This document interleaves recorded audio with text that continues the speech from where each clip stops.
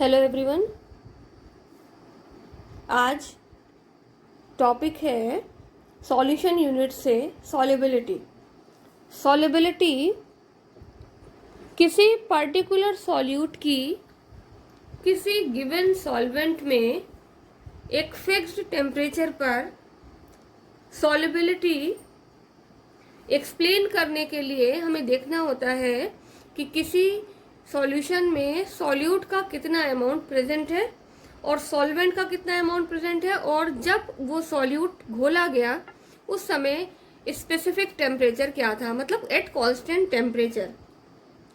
अगर डेफिनेशन के तौर पे देखा जाए तो सॉल्युबिलिटी को डिफाइन करने के लिए हम यूज करते हैं the maximum amount of a substance that can be dissolve in a specified amount of solvent at a specific temperature is called solubility.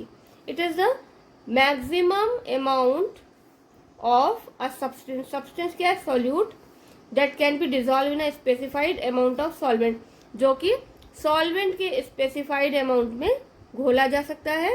और कब? at specific temperature। इसका मतलब टेम्परेचर चेंज नहीं होना चाहिए। The temperature should be constant during the dissolution of solute in the solvent।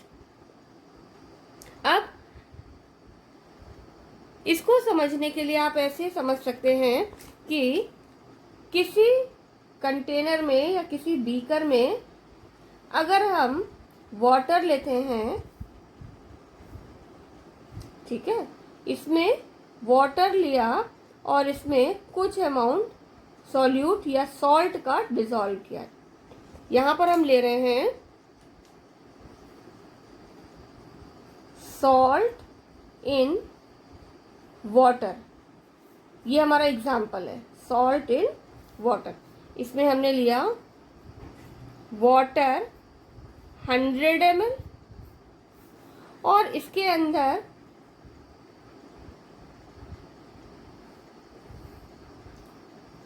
Solute add किया, और जो सॉल्यूट था वो था सॉल्ट या NaCl, सोडियम क्लोराइड, जिसे कॉमन सॉल्ट कहते हैं। और इसका मास लिया हमने 15 ग्राम। 15 ग्राम NaCl को 100 ml वाटर में डिसॉल्व कर दिया, तो इससे हमें क्या मिला? सॉल्यूशन। अब इस सॉल्यूशन में अब हम सॉल्यूट का अमाउंट बढ़ाएंगे और टेम्परेचर इसका कैसा है? At room temperature. Temperature change नहीं करना है, at room temperature 15 gram of sodium chloride dissolve in 100 ml of water. अब धीरे धीरे हम सोडियम क्लोराइड का अमाउंट बढ़ाते जाते हैं। जैसे जैसे हम सोडियम क्लोराइड का अमाउंट बढ़ाएंगे वैसे वैसे पता चलेगा कि सॉल्यूट डिसॉल्व होगा या नहीं होगा। जब हम NaCl का अमाउंट धीरे धीरे बढ़ाते हैं तो एक कंडीशन ऐसी आती है जब हम कह सकते हैं no more solute, solute means NaCl can be dissolved in 100 ml of water। No more solute can be dissolve in 100 ml of water. ठीक है, यहां पर कंडीशन क्या हो जाएगी? On adding more NaCl। अब ये जो कंडीशन हुई means no more solute can be dissolve, ऐसी कंडीशन में जो सॉल्यूशन मिलता है वो होता है सैचुरेटेड सॉल्यूशन। सैचुरेटेड सॉल्यूशन क्या हो गया? The solution in which no more solute can be dissolve at the particular temperature in fixed amount of solvent. It will be called saturated solution. और इसी सैचुरेटेड सॉल्यूशन को अगर हम heat कर दें, हीट करने का मतलब टेम्परेचर चेंज करेंगे। टेम्परेचर चेंज करते हैं तो क्या होता है? More solute can be added, more solute can be added. और ऐसी कंडीशन में जो सॉल्यूशन हमें मिलता है it is called super saturated solution. और ये जो सुपर सैचुरेटेड सॉल्यूशन होता है इसमें भी अब और सॉल्यूट डिसॉल्व नहीं किया जा सकता। तो इसके लिए भी क्या कंडीशन लिखेंगे, no more solute can be dissolved even on heating। अब हीट करके हम टेम्परेचर चेंज भी कर रहे हैं तब भी इसमें और सॉल्यूट डिसॉल्व नहीं किया जा सकता, और ऐसे सॉल्यूशन को कहते हैं सुपर सैचुरेटेड सॉल्यूशन। इस तरह से हम किसी पर्टिकुलर टेम्परेचर में सॉल्युबिलिटी को चेंज भी कर सकते हैं। सॉल्यूट की सॉल्युबिलिटी चेंज भी हो जाती है अगर हम टेम्परेचर चेंज करें तो, लेकिन जो नॉर्मल कंडीशन में जो सॉल्युबिलिटी है वो हमेशा हम रूम टेम्परेचर पर ही मेजर करते हैं। यहाँ पर सैचुरेटेड सॉल्यूशन ही सॉल्युबिलिटी को एक्सप्लेन करता है, ना कि सुपर सैचुरेटेड सॉल्यूशन। इसके बाद बारी आती है कि आपके सिलेबस में, क्लास 12 के सिलेबस में जो सॉल्युबिलिटी का टॉपिक है उसमें हमने इंक्लूड किया है बोर्ड एग्जाम के पर्पस से solubility of a solid in a liquid. पहला है solubility of solid in liquid, और दूसरा है solubility of gas in liquid।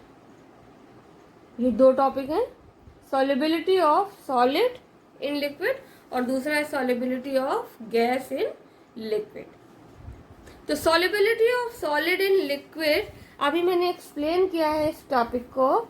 इसमें क्या था, पहला वाला जो ए पार्ट हम ले लेते हैं, इसको ए से रिप्रेजेंट करेंगे, सॉलिड इन लिक्विड। इसी को अभी मैंने एक्सप्लेन किया है कि इसमें क्या होता है, टेम्परेचर इंक्रीज करने पर सॉल्युबिलिटी इंक्रीज होती है। तो इसका पहला पॉइंट हो जाएगा ऑन इंक्रीजिंग टेम्परेचर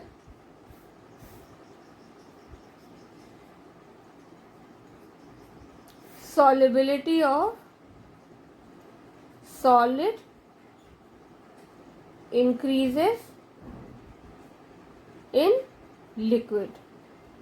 ये पहली कंडीशन हो गई। अब दूसरा है, ये तो हो गया टेम्परेचर का इफेक्ट। टेम्परेचर इंक्रीज करने पर सॉल्युबिलिटी इंक्रीज होती है, जिससे अनसैचुरेटेड सॉल्यूशन से क्या बनते हैं, जिससे पहले जो बनेगा अनसैचुरेटेड सॉल्यूशन, उसके बाद बनेगा सैचुरेटेड सॉल्यूशन, और फिर बनेगा super saturated solution.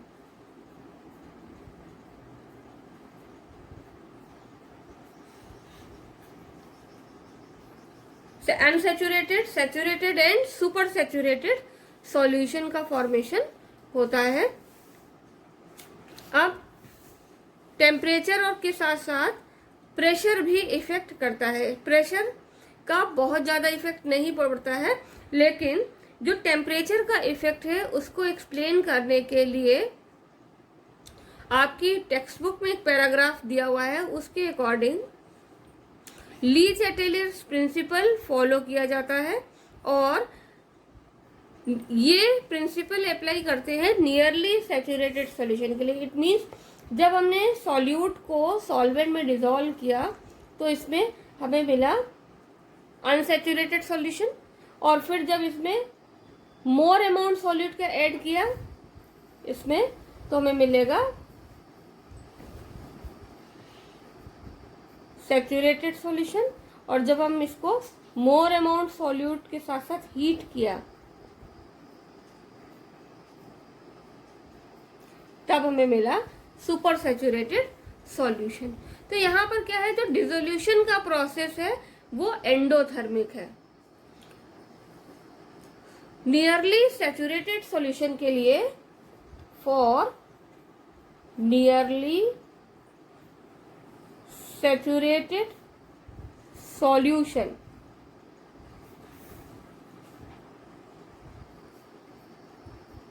dissolution is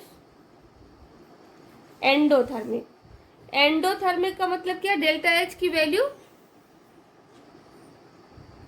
क्या हो जाएगी, delta for solution H will be greater than 0।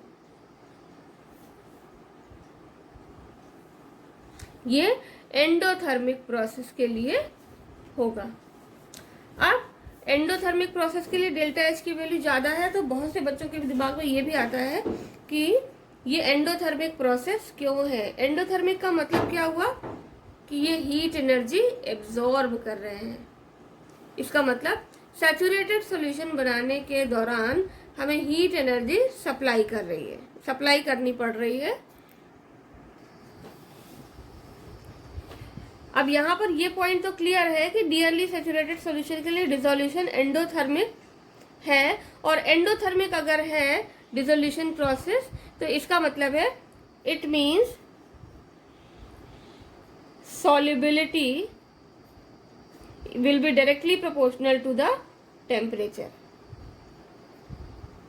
इसका मतलब टेम्परेचर बढ़ाने पर solubility इंक्रीज होगी, और वही यहाँ पर होता है सैचुरेटेड सॉल्यूशन के केस में कि जब हम टेम्परेचर बढ़ाते हैं तो उसमें मोर सॉल्यूट को डिसॉल्व किया जा सकता है। इसका मतलब सॉल्युबिलिटी क्या हो रही है, टेम्परेचर बढ़ाने पर इंक्रीज हो रही है। It means saturated solution, nearly saturated solution endothermic process होता है, लेकिन कुछ केसेस में ये एक्सोथर्मिक भी हो सकता है। Depend on the nature of solvent, it depends on the nature of solvent and solute both.